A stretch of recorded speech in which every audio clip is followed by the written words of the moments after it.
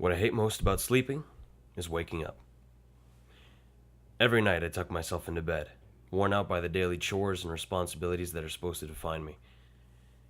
These are the things that I tell people about at parties, whether it's to try and impress them enough to sleep with me or to maybe make a cool friend that can help me forget how miserable I am all the time. But who am I kidding? I don't go to parties. I barely leave the house these days. I barely do anything.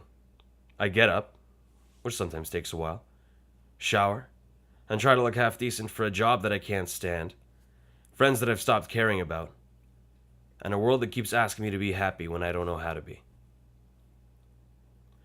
I hear pop music on the radio telling me to clap my hands or throw them up in the air, wave them around.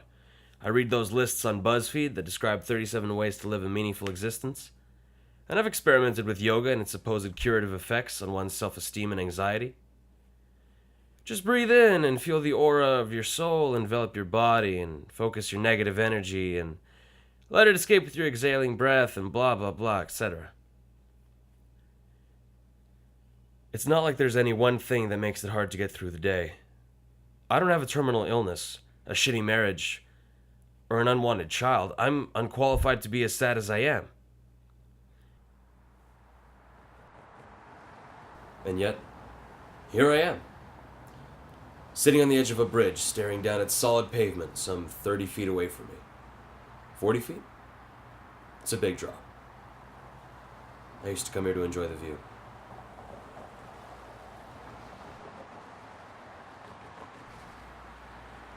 Fuck. I can't do it.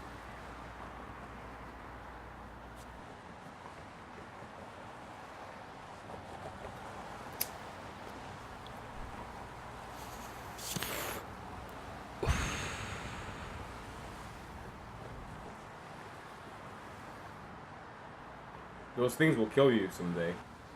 Where the hell did this guy come from? Yeah, well, we all gotta go one day, don't we? Sorry if I startled you. You've been smoking a long time? Great. Now I bet this weirdo wants to give me a speech about how every cigarette shortens my life by 7 minutes, or shows me x-rays of cancerous lungs. Long enough, it passes the time. Do you want one? Don't mind if I do. It's been years since my last dart.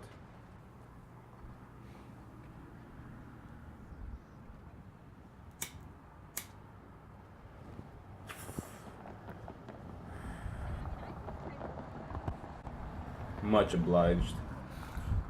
Hey, it's your life. You can do what you want with it. I can do with another 7 minutes, if that's what you mean.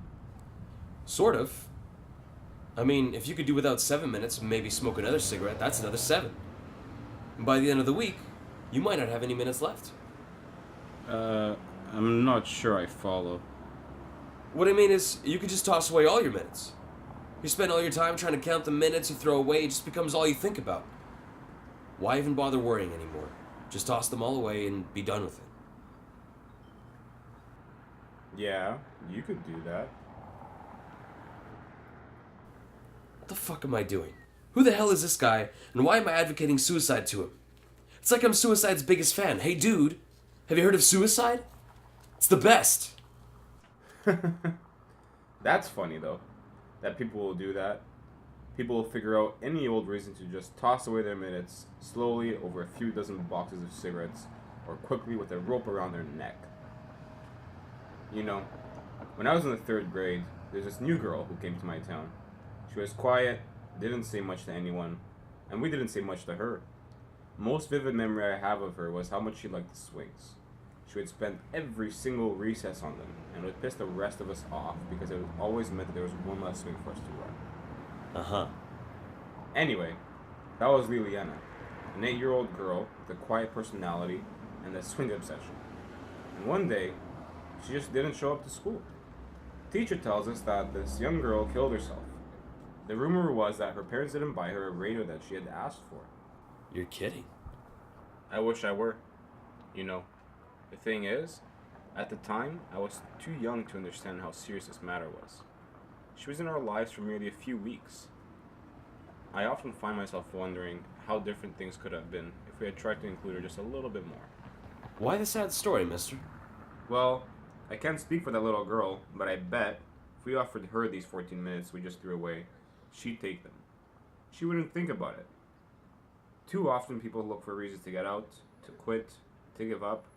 We stop noticing all of the things that are supposed to keep us here. The goals we've set, the people we love, the radios that we'll one day have money for. Sometimes we just need a little patience.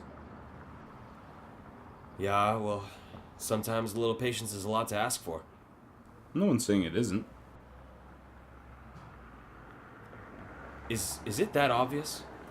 Is what obvious? That a few minutes ago, all my patience had ran out and I was about to toss all my minutes off a bridge. Well, don't mind me saying so, but you don't exactly look like the happiest person in the park. But that's alright. You're going to have bad days. We all do. Don't hate yourself for them. Say, man, I don't know who you are, but I appreciate the